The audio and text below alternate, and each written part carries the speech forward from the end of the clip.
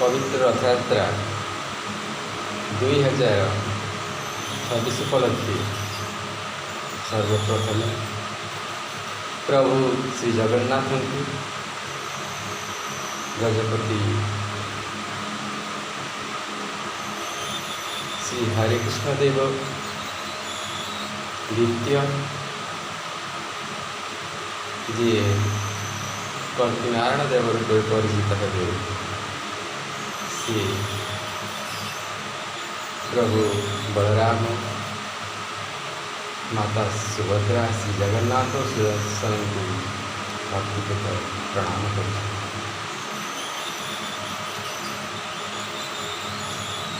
ठाकुर बड़ ठाकुर सान ठाकुर माता सुभद्रा मोर प्रणाम ग्रहण कलापर ये उत्कलवासी ये कलिंग निवासी मोर प्रिय ओडिशार प्रजागण को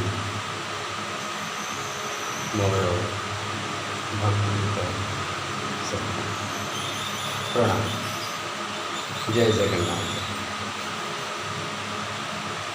जगन्नाथ से ओमनी प्रेजेंट सर्वत्र विद्यमान। आज यही पवित्र रथयात्रा 2026 आम बड़दाण्डे से आसी पहुँचुं। स्नान मंडप आम गहन स्नान कर मत लगे से कुनी छुआटे ठाकुर श्रीकृष्ण छोटे बालक काल श्रीकृष्ण स्नान करते से भाया लगे आखि पुरे देखा मन बड़े भक्ति और भक्तरे बंधा सी छंदा ठाकुर तांकर लवणिकिया माखन चोरी करवा भारी बढ़िया लगे। कृष्णकर लीला किस कहवा आम भाग्य तो ना से मुकुट बंधा है ना प्रभु सेवार केवल आरंभ मात्र कलिजुगर घोर समर प्रभु को समय दे पारे सेवार कहीं गजपति को चलती ठाकुर कहती मु यही कलिजुगे जन्म है बेले कृष्ण भाया लालिका पालित हेली समस्त दुख हरे बोली मो ना हरिकृष्ण बोले।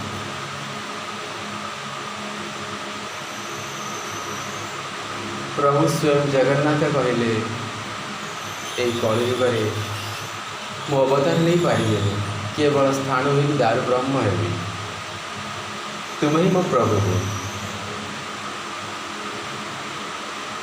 तुम्हें ही से अवतारणीय कल्कीनारायण देव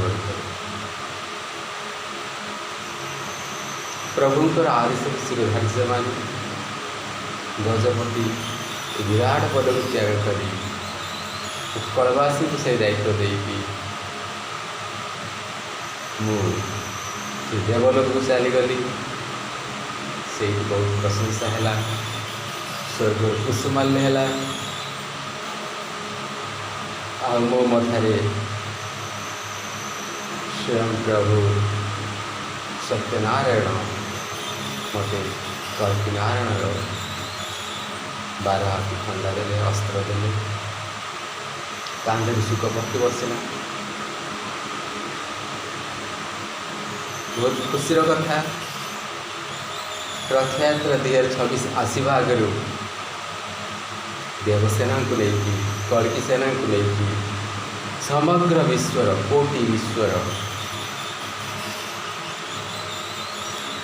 सहस्र नारायण को लेकिन अनंत नाग को लेकिन शेष नाग को लेकिन घोर समर है राक्षस महाकाली पुरुष उपरे घन घन घन घन दिव वर्षा है सकल देवी देवता आए बोले माता दुर्गा से जो महिषासुर को वध करते समस्त अस्त्र को मो हाथ में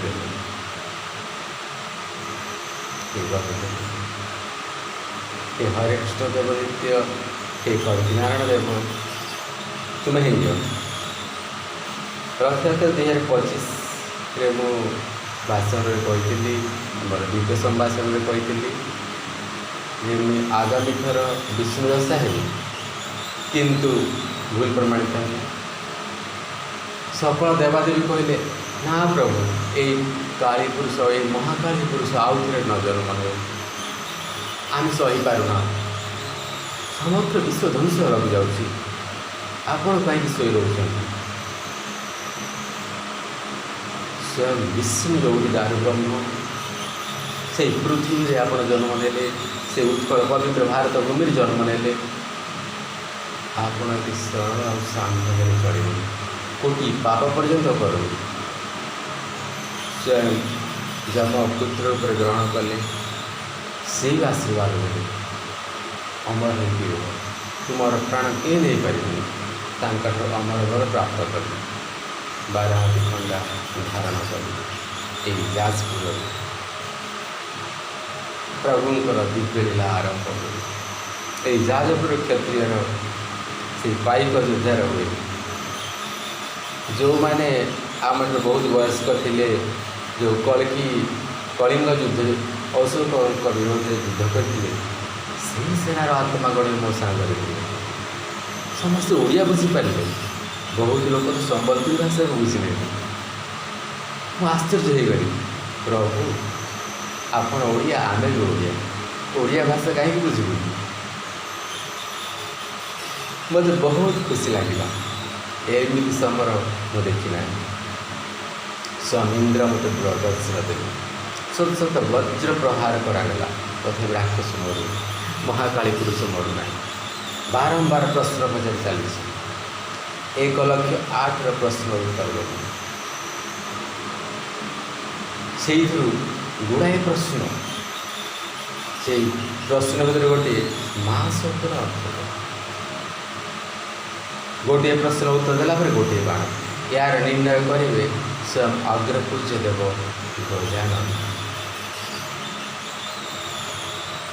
दम्भ और साहस सहित 1,08,000 प्रश्न उत्तर देवार साहस कर गभीर समुद्र राक्षस बसले माँ कर राक्षस एत बड़ समुद्र को लंघन कर केमी जी तू कहूँ मझे गर्भगृह समुद्र मध्य भाग से मंदिर अच्छी स्वयं गया बस स्वयं गणपति बस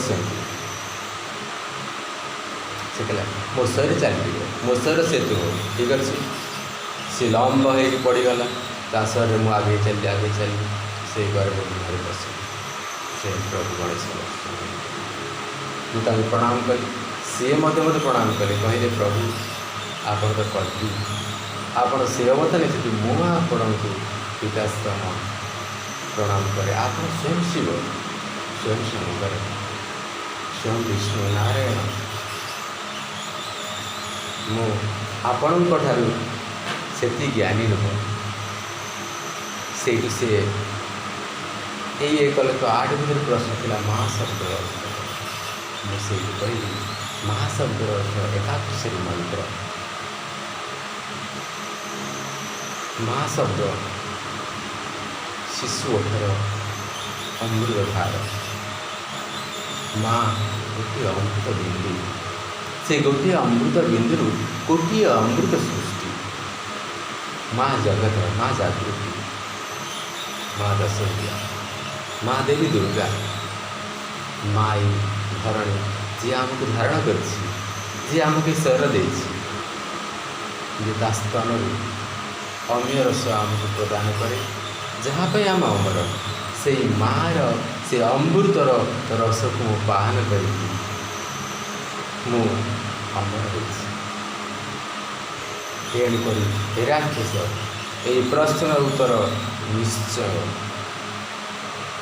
सठिक उत्तर गणपति राइट देते गोटे राइट चिन्ह मार से गोटे तीर का वर्षण कर राक्षस 108 तीर भेद कलापर घन घन वज्र प्रहार कलापर लक्ष लक्ष 8 देवादेवी गोटे प्रश्न बाण तीर मारा से मरुना से मर केमी से 12 हाथी तलवार जोटा उत्कल भूमि में जाजपुर सहर पीड़ित हो से अस्त्र ना गोटे हाथ कि हाथ तीन हाथ थिला से अस्त्र मुस्व नहीं से गणेश गर्भगृह प्रतिष्ठा कर एमती घन घन प्रश्न बाण चलला जुग पर जुग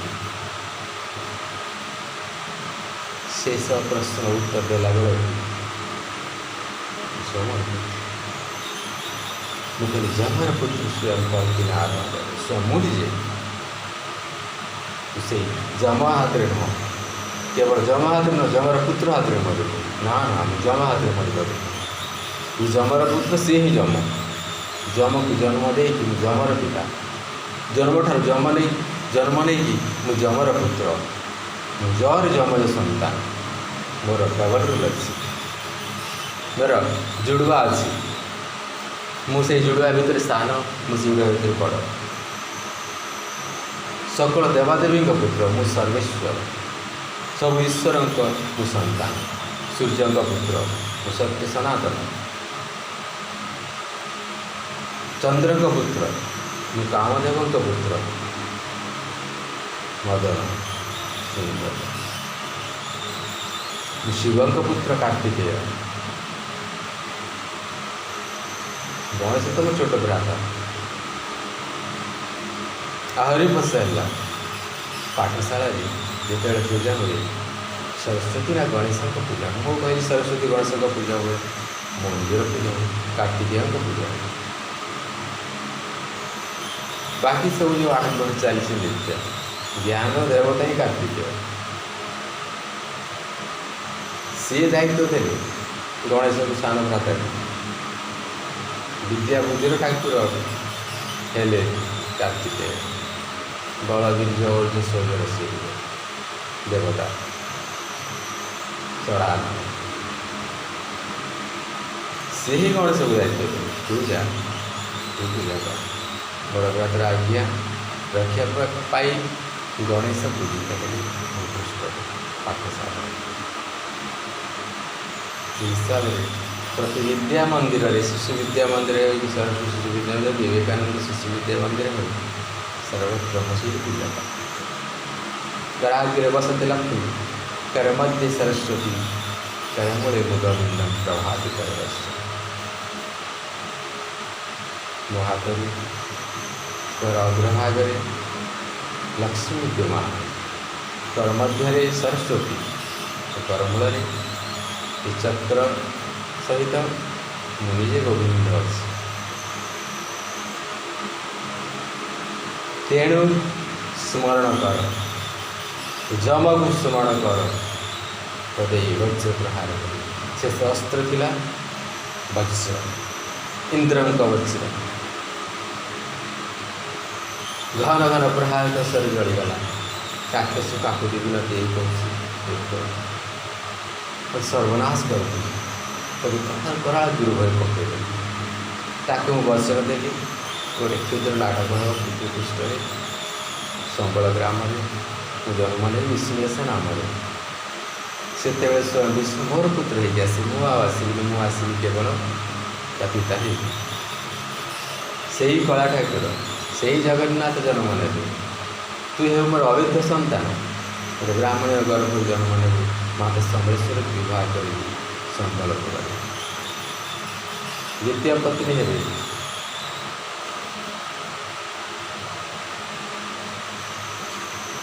संबल ग्राम आखपाख राजकुमार से जन्म ने हनुमान बा शिव स्वरूप से भी जन्म ने क्षुद्र नाटक पाई हम आउत्र भी स्वीकार कर माता सरस्वती संबलपुर ब्राह्मणी वेश से मत विवाह कर माता सरस्वती को गर्भ रूप में भाई पुरुष महाकाल शिव बहुत दिन सरस्वती को त्याग कर विवाह कर कौन है मत भी से त्याग कर लक्ष्मी को विवाह कर तेणुक से समाधान कहीं तुमर आगत पर नुह वही तो मुझे स्वार्थ पर ही पारे माता सरस्वती को प्राप्त करने अभिनय ତାଙ୍କ ଗର୍ଭରେ ଆଖି ଜନ୍ମ ନେଲା କାହିଁକି? ସେ ଶୋଧନ 101,08 ପ୍ରଶ୍ନ କରୁଥିବା ପାଖଣ୍ଡ ମୂର୍ଖକୁ ମୁଁ କାହିଁକି ପୁତ୍ର ରୂପେ ଗ୍ରହଣ କରିବି? ଏତେ ଜ୍ଞାନର ଗର୍ଭରେ କାହିଁକି ଛାଡ଼ିଦେବି? ତୁମେ ମାତା ସରସ୍ୱତୀଙ୍କର ଜ୍ଞାନ ଗର୍ଭରେ ବି ଶୋଧିତ ହେବ ନାହିଁ। 1,08 ପ୍ରଶ୍ନ ମୋତେ ଉତ୍ତର ମାଗୁଛ, ମୃତ୍ୟୁ ମାଗୁଛ, ଅତି ଭୟଙ୍କର। ତେଣୁକରି ସେହି ପ୍ରଶ୍ନ ଉତ୍ତର ଦେଲା ପରେ ମୃତ୍ୟୁ ହେଲା ପରେ ସାରସ୍ୱତ ଗର୍ଭରେ ବିଷୟକରଣ କରିବି, କାରଣ କରାଳ ଗର୍ଭରେ ତ ଆହୁରି ଅଛି, ମୁକ୍ତି ପାଇବନି। ତୁମର ଏଇ ପଣ ଟିକେ କ୍ଷୁଦ୍ର ପାଇଁ ମୁଁ ତୁମକୁ ଗ୍ରହଣ କରୁଛି ପୁତ୍ର ହିସାବରେ, ପୋଷ୍ୟ ପୁତ୍ର ଯେମିତି। ମୋର ସାନ ଭ୍ରାତା ହେଇକି ମାନିଲ ନାହିଁ ଯେ ମୁଁ ସବୁଠାରୁ ବଡ଼। ସୃଷ୍ଟି ନିର୍ମାଣ ଆଗରୁ ଥିଲି ବିନ୍ଦୁ ସ୍ୱରୂପ, ମୋର ଅସ୍ତିତ୍ୱ ହେଲା ବିନ୍ଦୁ। ଓଙ୍କାରଂ ବିନ୍ଦୁ ସଂଯୁକ୍ତଂ ନିତ୍ୟଂ ଧ୍ୟାୟନ୍ତି ଯୋଗିନଂ କାମଦଂ ମୋକ୍ଷଦଂ ଚୈବ ଓଙ୍କାରାୟ ନମୋ ନମଃ। ଓଙ୍କାର ସ୍ୱରୂପ, ସେ ଓମ୍ ଶୀର୍ଷରେ ବିନ୍ଦୁ ସ୍ୱରୂପ ଥାଏ, ସେଇଠୁ ମୁଁ ନିଜେ ନିଜକୁ ସୃଷ୍ଟି କରେ। ମୁନି ଋଷି ସମସ୍ତ ତପସ୍ୟା କରି ମୋ ଅସ୍ତିତ୍ୱକୁ ମାନନ୍ତି, ଜାଣନ୍ତି। ସେହି ଅଂଶରୁ ମୁକ୍ତି ସ୍ୱରୂପ ଗର୍ଭପଦର କୃଷ୍ଣ ଦେବ। ଆହୁରି ତୁମେ ମାଗିଛ, ଶୟନ କାଳରେ ନିଦଭୂମିକୁ ଯାଇକି ତୁମକୁ ବଧ କରିବି। ସୁପ୍ତ ଅବସ୍ଥାରେ ଉତ୍ତର ଦେବ, ଆଶ୍ଚର୍ଯ୍ୟ। ଖୁବ୍ ପ୍ରାୟ ଶୟନ କାଳେ ଯୁଦ୍ଧ କରେ। ତେଣୁକରି ଏହି ଯୁକ୍ତିକୁ ବାଢ଼ି ମୁଁ ସରସ୍ୱତୀଙ୍କ ଗର୍ଭରେ କାହିଁକି ସ୍ଥାନ ଦେବି? ମାତା ବ୍ରାହ୍ମଣୀ ଭିତରେ ଆସି ମୋ ସହିତ ଅବୈଧ ସମ୍ପର୍କ ରଖିଛି। ସେହି ବିଧିଗତ ନିୟମକୁ ପାଳନ କରିକି ମାତା ସେହି ରାକ୍ଷସକୁ ଏକବାର ଜନ୍ମ, ଆଉ ତାଙ୍କ ଗର୍ଭରୁ ଜନ୍ମ ନେଲା ପରେ ସେ ଥରେ ସେଇ କ୍ଷୁଦ୍ର ପୃଷ୍ଠ ଯେଉଁଟା ତିଆରି ଯାଉଛି, ଆଉ ଗୋଟେ ପୃଥିବୀ, ଭିନ୍ନ ଏକ ପୃଥିବୀ, ଭିନ୍ନ ଏକ କୃଷ୍ଣ, ଯାହାକୁ ମୋ ପୁତ୍ର ମଣେ ସିଏ ଆସିବ। ବିନ୍ଦୁରୁ ଜାତ ହେଲା ପରେ ମୁଁ ଯାହାକୁ ପ୍ରଥମେ ଆଦିପୁତ୍ର, ଆଦି ପୁରୁଷ, ଆଦି ନାରାୟଣକୁ ଜନ୍ମ ନେଲି, ସେ ଆଦି ନାରାୟଣ ବଧ କଲା ପରେ ସେ କାଳର କରାଳ ଗର୍ଭରେ ମୋ ପିତାଙ୍କର ଗର୍ଭରେ ସ୍ଥାନ ଦେବ। ସେଇଠି ମୋ ମାତାର ସାନ ପୁତ୍ର ହିସାବରେ ଜନ୍ମ ନେବ।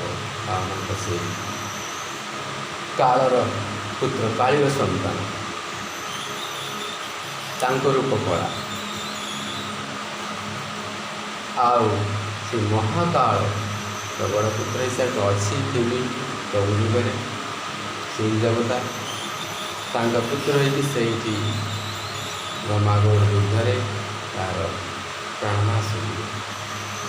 ଆଉ କାଳ ଗର୍ଭରେ କୌଣସି ସୃଷ୍ଟିର ଜନ୍ମ ନେବ ନାହିଁ। ସକଳ ଦେବୀ ଦେବତାଗଣ ଅମର ହେଲା। ଆଜି ପର୍ଯ୍ୟନ୍ତ ମରଣ ରୂପରେ ସେମାନେ କଷ୍ଟ କରୁଛନ୍ତି। ତାଙ୍କ ଉଦ୍ଧାର ମାତା ସରସ୍ୱତୀ ମଧ୍ୟ ଉଦ୍ଧାର ପାଇ, ମାତାଙ୍କର ଉଦ୍ଧାର ହେବ। ସ୍ୱୟଂ କଳ୍କିନାରାୟଣ ଦେବ ହିସାବରେ ମୋର ବିବାହ ବୈଷ୍ଣବ ଦେବୀଙ୍କ ସହିତ ହେଲା। ଆମେ କୌଣସି ଦେବୀ ଦେବତାଙ୍କୁ ନିମନ୍ତ୍ରଣ କରିନଥିଲୁ, ଅବଗତ କରିନଥିଲୁ। ବହୁତ ଗୁପ୍ତ ହିସାବରେ ବିବାହ ହେଲା। ମୋର ନିବେଦନକୁ ମାତା ମାନିଲେ। ଏତେ ଯୁଗ ପରେ ମୁଁ କୁମାର୍ଯ୍ୟ ପୂର୍ଣ୍ଣଥିଲି, କହିଲି ମୋର ବିବାହ ହୋଇପାରିବନି। ଉତ୍କଳରେ ଭଲ ରାଜକୁମାରୀ ବି ନାହାନ୍ତି। ମାତା ମୋ ଦୁଃଖ କଥା ଶୁଣିଲେ, ମୋତେ ଗ୍ରହଣ କଲେ ମାତା ବୈଷ୍ଣବୀ। ଏକ ଦିନ ତପସ୍ୟା, ଆଉ ଆମର ଗୋଟେ ପୁତ୍ର ସନ୍ତାନ ହେଲା। ପ୍ରଭୁ ହନୁମାନ ମାତା ସୀତାଙ୍କୁ ମା ରୂପରେ ମାନୁଥିଲେ ରାମଙ୍କୁ। ତେଣୁ ରାମ ଆଉ ସୀତା ତାଙ୍କୁ ଆଶୀର୍ବାଦ ଦେଇଥିଲେ ଯେ କଳ୍କି ଅବତାର ସମୟରେ ମାତା ବୈଷ୍ଣବୀଙ୍କ ଗର୍ଭରୁ ଜନ୍ମ ନେଲେ। ସେଇଠି ମୋ ମାତା ବୈଷ୍ଣବୀଙ୍କୁ ବଚନ ଦେଇଥିଲି, ମୁଁ ତୁମକୁ ବିବାହ କରିବି। ବର୍ତ୍ତମାନ ସୀତା ସ୍ୱୟଂବର ଚାଲିଛି। ଅନ୍ୟ ଏକ ରୂପରେ ମାତା ଆଉ ପିତା ରୂପରେ ଅଛନ୍ତି। ସେହି ସ୍ୱୟଂବର ଭିତରେ ମୁଁ ଦେଖିଲି ମାତା ସୀତାଙ୍କୁ ଶ୍ରୀ ରାମଚନ୍ଦ୍ର ପ୍ରେମ କରୁଛନ୍ତି। ତାଙ୍କର ପୁତ୍ର ହେବାକୁ ଇଚ୍ଛା ହେଲା। ତେଣୁକରି ମୁଁ ସ୍ୱର୍ଗରେ ମନା କରିଥିଲି, ମୁଁ ଶ୍ରୀରାମ ଅବତାର ନେବି, କୃଷ୍ଣ ଅବତାର ନେବି, ବୁଦ୍ଧ ଅବତାର ନେବି, କଳ୍କୀ ଅବତାର ନେବି, ମୁଁ ରାମଙ୍କ ଅବତାର ନେବି। କାହିଁକିନା ଶ୍ରୀରାମଙ୍କର ସୀତାଙ୍କର ପୁତ୍ର ସେ ଜନ୍ମ ନେବି ଆଉ ବୈଷ୍ଣବୀ ଦେବୀ। ତେଣୁ ଆମକୁ ଏହି ଅଭିନୟ କରିବା ପାଇଁ ବୈଷ୍ଣବୀ ଦେବୀ ଆଉ ମୋତେ ମନା କରିଦେଲି। କିନ୍ତୁ ମୁଁ ରାମଚନ୍ଦ୍ରଙ୍କ ଅବତାର ନେଇଥାନ୍ତି। ସେଇଠି ବୈଷ୍ଣବୀ ଦେବୀ ସୀତାର ଅଭିନୟ କରିଥାନ୍ତି। ସେଇ କାରଣ ଦୈବତ୍ୟ କାରଣରୁ ମୁଁ ମନା କରିଦେଲି। ଆଉ ସେ ରାକ୍ଷସର ବଧ ପାଇଁ ଯମଜ ସନ୍ତାନ ହୋଇଥିଲେ ନବକୁଶ। ମୋର ଶରୀରକୁ ଦୁଇ ଭାଗରେ ବିଭକ୍ତ କରିଦେଲି। ମୋର ପିତାଙ୍କୁ ହିଁ ମୁଁ ସେ ଅବତାର ଦେଲି ଯେ ପୁଣି ସେଇ କଳ୍କୀ ନାରାୟଣ ଦେବ ଉପରେ ଜନ୍ମ ନେବା ଆଉଥରେ। କିନ୍ତୁ ମୋର ଅବତାର ଗହନଂ ଗଭୀରଂ ଅତି ଗୁପ୍ତ। ସକଳ ବିଶ୍ୱ ଜାଣିପାରିଲେନି। ଦେବୀ ଦେବତାଙ୍କୁ ଆମର ପୁତ୍ର ସନ୍ତାନ ହନୁମାନ ରୂପରେ ହେଲା ପରେ ମୁଁ ତାଙ୍କୁ ଦେଖେଇଲି, ଖୁସି ହେଲେ। ତାପରେ ସେମାନେ ଅବଗତ ହେଲେ ଆମ ବିବାହ ସମାପନ ହେଇଛି। ମୋର ଭୟ ଥିଲା ଖାଲି ବିବାହକେ ଭଜନ କରିପାରୁନଥିଲି। ଏହି ବାର୍ତ୍ତା ଦେବା ପାଇଁ ମୁଁ ଏଇ ଛୋଟିଆ ଭିଡ଼ିଓଟି ବାଗେଇଲି। ଆଗାମୀ ରଥଯାତ୍ରା 2026କୁ ଆସନ୍ତୁ। ଛେରା ପହଁରା ତ ମୋ ହାତରେ ହୋଇନପାରେ। ମୁଁ ସେଇଠି ଜଗନ୍ନାଥ ରୂପେ ଚଳନ୍ତି ଠାକୁର ହିସାବରେ ମୁଁ କଳ୍କୀନାରାୟଣ ଦେବ ହିସାବରେ ମୁଁ ବାହାରିଛି। ଯେ ପ୍ରାଣୀ ପାପି ତାପି କରୁଣା କାହିଁକି?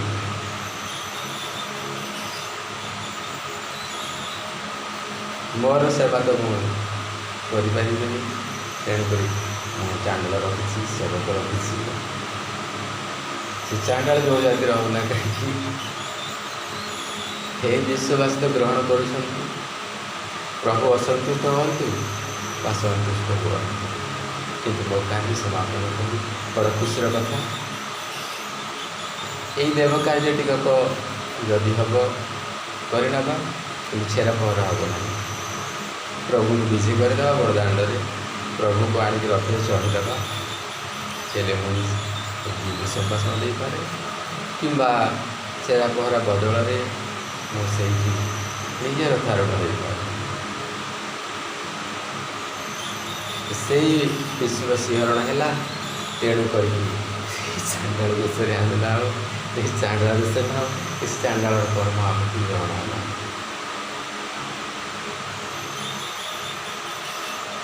ଲକ୍ଷ ଲକ୍ଷ ଦାସ ଦାସୀ ଅଛନ୍ତି। ହୁଏତ 1,08,000 ପ୍ରଶ୍ନର ଉତ୍ତର ଦେଇ ମୋର ଗର୍ବ ବଢ଼ିଯାଇଛି। ଆଉ ମୁଁ ସେଇ ପତିତ ଭାବର ନେତା ହେଇକି ପାପ ଝାଡ଼ିଦେବି, ପାପି ଝାଡ଼ିଦେବି, ପାପ ସଫା କରିଦେବି। ହେଲେ ବଡ଼ଦାଣ୍ଡର ଧୂଳି କିଏ ସଫା କରିବ? ନିଜର ପାପ ଜନତା ନିଜର ସଫା କରି କିଏ ସଫା କରିବ? 3ଟି ରଥ ତ ପବିତ୍ର, କାହିଁକି ଚାଣ୍ଡାଳ ଡକେଇବା? କାହିଁକି ରଥକୁ ଛେରା ପହଁରା କରିବା? କିଏ ଛେରିଛି ଆଗ କହିଲ? କି ତାକୁ ପୁଣି ପହଁରେଇବା, ସଫା କରିବା? ନିର୍ମଳ ପବିତ୍ର ଏ ରଥ, ଆତ୍ମଘୋଷ, ପରମାତ୍ମା ଘୋଷ। ପୁଣି ଗର୍ଭ ଘୋଷରେ ଚାଲିଛି ରଥ। ସେଇ ଗର୍ଭରେ ଆମେ ବିଜେ ମାତା ସୁଭଦ୍ରାଙ୍କର ବ୍ରହ୍ମ ଗର୍ଭରେ ଆମେ ଲୀନ ଚାଲିଛୁ ଯାତ୍ରା। ସେଇ ଗର୍ଭ କ'ଣ ଅପବିତ୍ର ହୋଇପାରେ? ସେ ରଥ କ'ଣ ଅପବିତ୍ର ହୋଇପାରେ? ପୁଣି ସଫା କରିବ। ଦେବଲୋକରୁ ରଥ ଆସିଛି। ତେଣୁ ଦେବସଭାରେ, ଇନ୍ଦ୍ର ସଭାରେ ସବୁ ନିର୍ଣ୍ଣୟ ହେଲା, ଛେରା ପହଁରା କାହିଁ କରିବ? ଇନ୍ଦ୍ର ରୋଷ କରିବେ, ବର୍ଷା ହେବ, ସମସ୍ତେ ଦାଣ୍ଡ ସଫା ହେଇଯିବ। ପବନ ସ୍ନେହରେ ବିଚରଣ କରିବେ, ରଥ ସଫା ହେଇଯିବ। ଆବଶ୍ୟକ ନାହିଁ ଚାଣ୍ଡାଳ ଦେଶ ପାଇଁ। तेणु ये जातिनंदी विषय समस्त श्रम बल चलो जातिनंदी को चलिक भाई स्वार्थ को सारथी कले टाणिक गाड़ी दान कबड़ा घोड़ा को बंधा थे स्वार्थ को सारथी कले जातिनंदी को चलो परमात्मा रथरे आम आत्मिक घोड़ा बहुत लगाम छड़ाई ठीक रास्ते नेबा प्रभु को मोर भलरे भलरे पहुँचेदेव श्रद्धा वाली खुशी हेबी थाए न थाए देव सेवा की जी से तो दिव्य नाम दिवस से आम सेरा पहरा बढ़िया दिव्य संभाषण हुए प्रभु को पाछड़ी आणिक रखिदे दासी दासीगण तो श्रद्धारे आमर दिव्य संभाषण प्रति वर्ष नुआ नुआ गीत मुझे लिखे भक्त मैंने गान करती श्रोता मैंने शुणती ना मु गाई दिए जमी जगन्नाथ हो चका नयन हो नीलाचल बारे तू न संभाले तो हमें कौन संभाले तो भक्त तुम तो निराचल वाले हो तुम रथ को ना संभालो तो हम गजपति चांडल बन के कैसे संभालो आप मेरे पुत्र बन के रथों का सेवा करो इस गजपति का इस उत्कलवासी का सब जनता उनके पुत्र समान है हम सबको पुत्र मानते हैं पिता समान है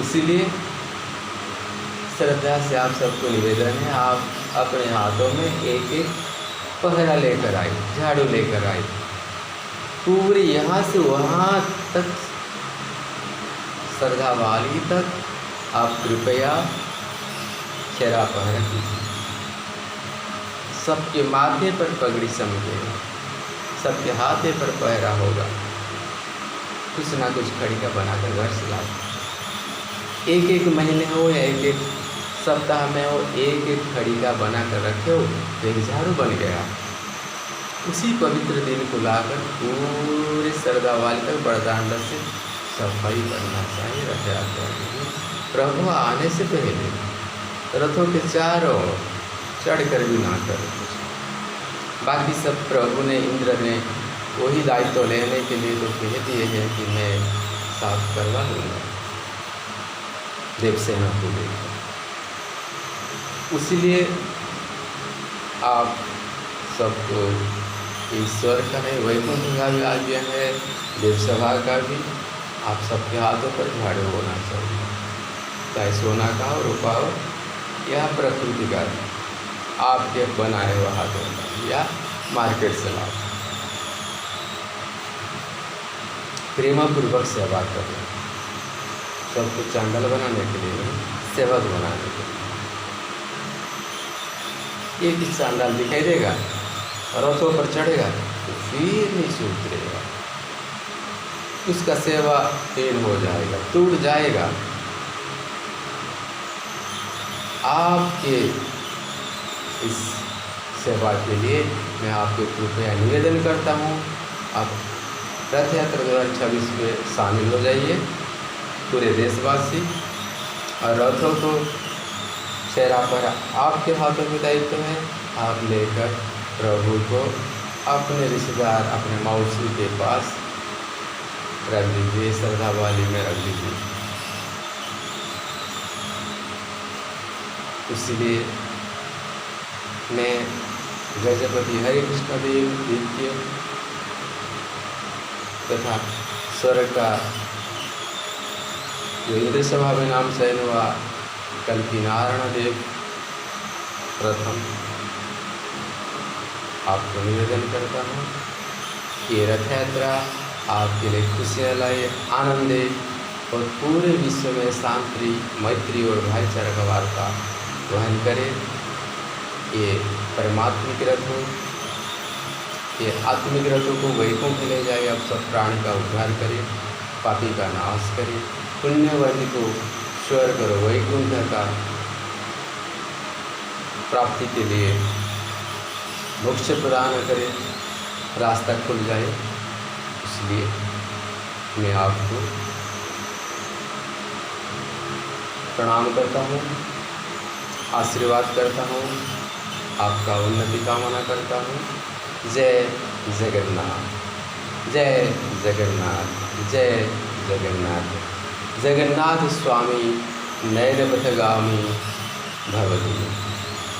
जगन्नाथ स्वामी नयनपथगामी भवतु। जगन्नाथ स्वामी नयनपथगामी भवतु।